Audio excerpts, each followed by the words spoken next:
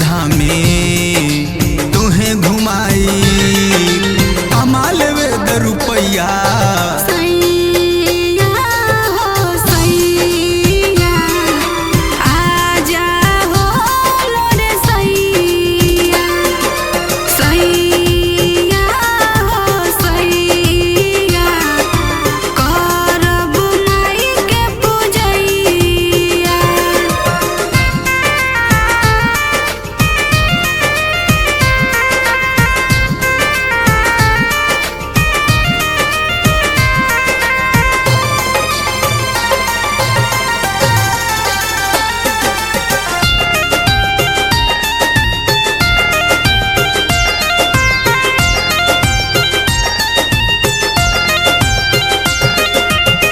पहिला स्थान तुम्हें लेहड़ा घुमाइब बुढ़िया माई तर कुलही दर्शन कराइब।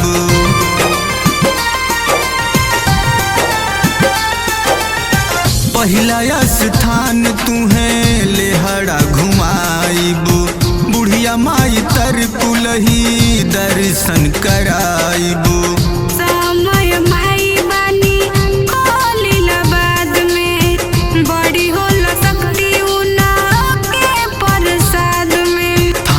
चल के चुनरी चढ़ैहा पाटन देवी सिरवा झुकैहा।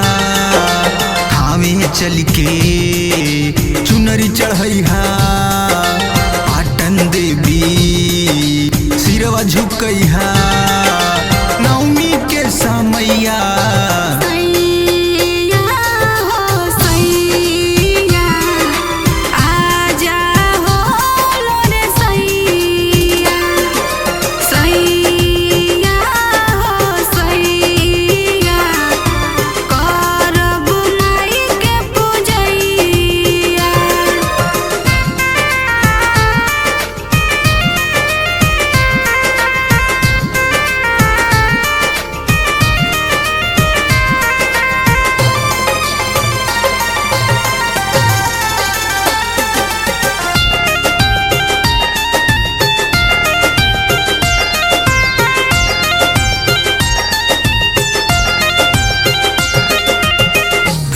से रतन मन में विश्वास बा पूरा करी माई जवान हमनी के आस बा।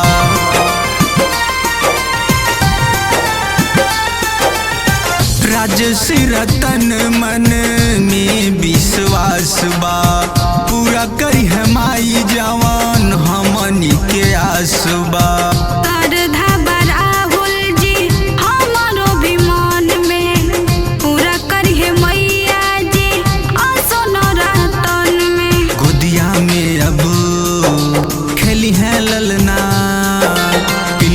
खिलकत रही अंगना गोदिया में अब खेली है ललना। खिलकत रही अंगना।